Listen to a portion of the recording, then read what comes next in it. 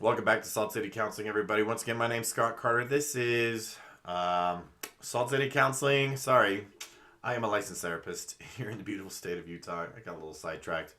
My mind is like... And in this video, I'm going to talk about the number one thing that I believe. This is a parenting pro tip video. I believe this is going to be the number one thing that I believe that parents need to do in order to help their kids actually truly be successful. And along those veins, perhaps if you're a parent, you have teenagers, you have kiddos, maybe ask yourself, what is a successful kid to me? What is the definition of that? Have they done well in school and they got a good job? Is that the definition of success? I would contend that that definition is very, very flawed. I really believe that it's not okay for us to put it into our kids' heads that that's what it means to be a successful person while they're in these developmental years, and it's important for them to socialize and gain an identity and all that. But in the process of all of this, I believe that as a culture, as a society, we have lost the idea of one very, very important aspect. And I'm going to get into this where I really believe that you as a parent, if you really embrace this, learn to truly embrace this, this is going to help your kid really eventually just absolutely excel. And before I get into that, obviously, if you're new here, you like my content, subscribe, share, like, comment, all that good stuff. If you have a viewer question, scottc at saltcitycounseling.com. You will remain anonymous. If you have a question about mental health or personality disorders, high conflict, divorce and custody, or whatever, you will remain anonymous. I'll do a video on it. If you really like my content, you can hit that tip jar below. All the links are down there. Really helps enable me to keep this content going for free. You can leave a note on what type of content you like, what content is helpful, and I can keep it moving for you. So with all that in mind, if you've already sent me gratuity, by the way, thank you so much. I really super appreciate it. It means a lot. So without further ado, let's get into this, okay? The number one thing that I believe that parents need to do, this is your parenting pro tip, to help your kids actually be successful in life, okay? So what I'm seeing is a lot of perfectionism. Now, parents, usually the parents will tell me all the time, we have high expectations. If I'm really honest, I'm just telling you, parents that always say expectations, we have expectations. I'm just telling you, where a lot of kids are interpreting this is that that means conditional love. You will earn love when you meet expectations.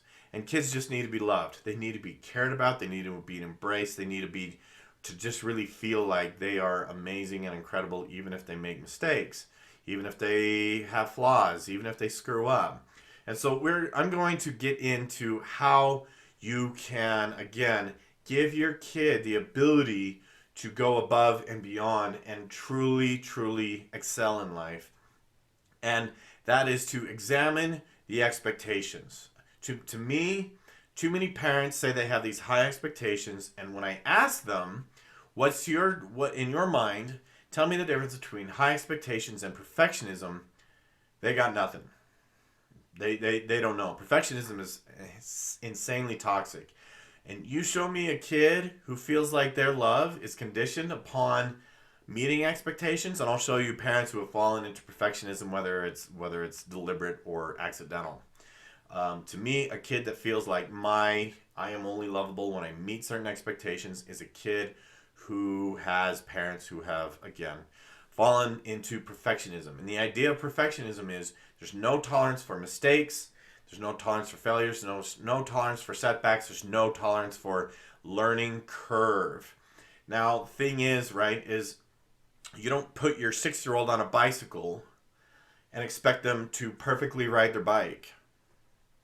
And if they ever wreck, then it's like, well, you're grounded. I'm going to punish you now.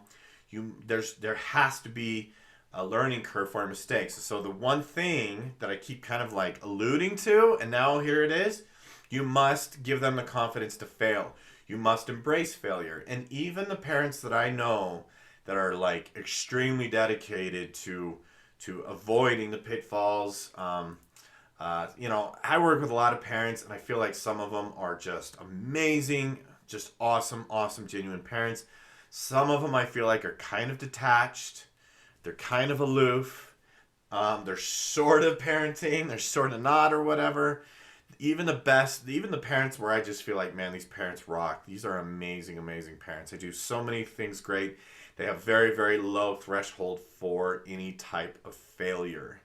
And I really believe that it's gotten into our culture and it's gotten into our minds that the kid gets on the bike. I mean, this is a running metaphor. If the kid gets on the bike and wrecks, then you have failed as a parent. And to me, that is completely erroneous. Life in general is far more complex than just simply riding a bicycle, right? There's so many things that you have to learn and learn to navigate.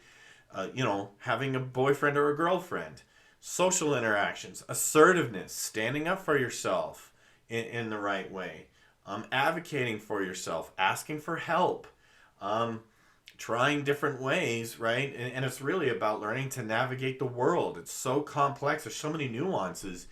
And, when it comes to grades, it's like, we all remember what it was like to be teenagers, right? It's like, well, I've got homework, but my friends are also having a party tonight. I mean, what did you choose when you were 16, right? And so parents are like, I can't believe you didn't choose homework. It's like,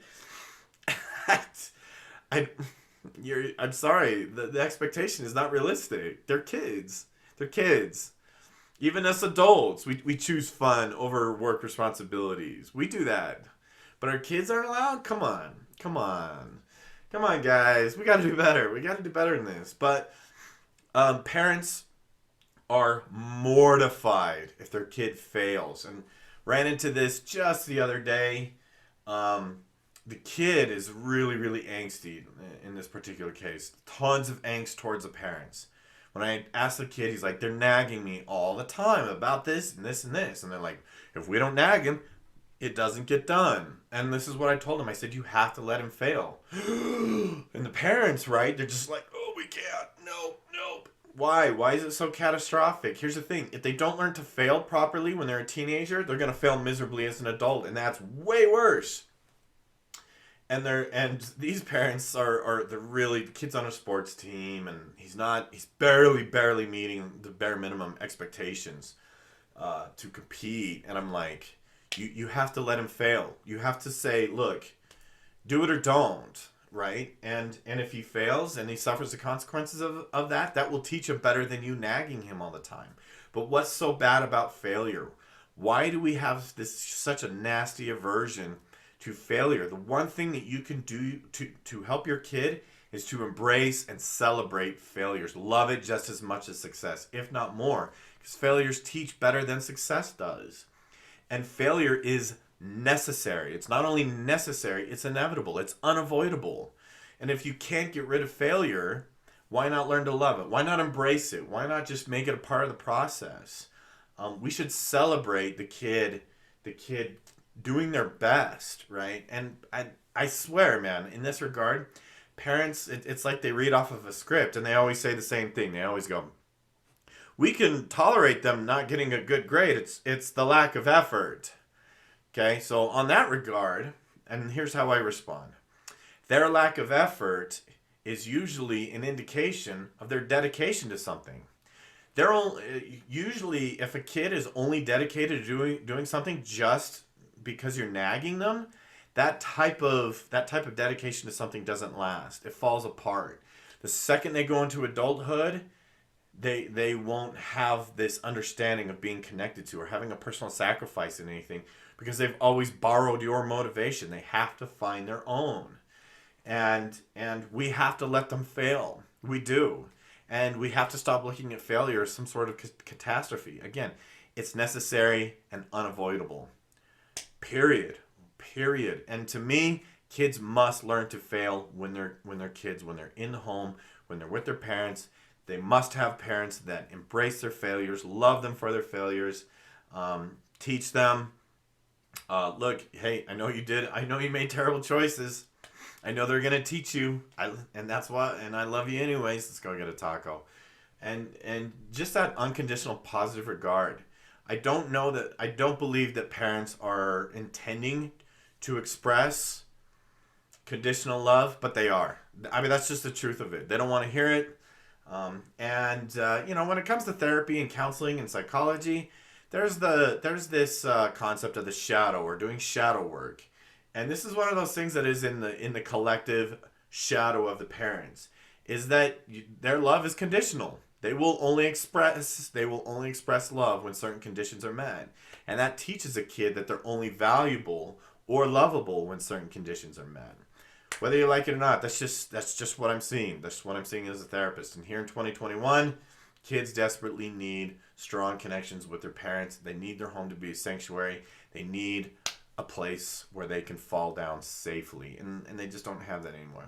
Anyway, so there's your parenting pro tip. Learn to embrace failure. Okay? Thank you for watching. I gotta get some food and then go to work. Got a string of appointments tonight. Don't forget to subscribe. We'll see you in the next one.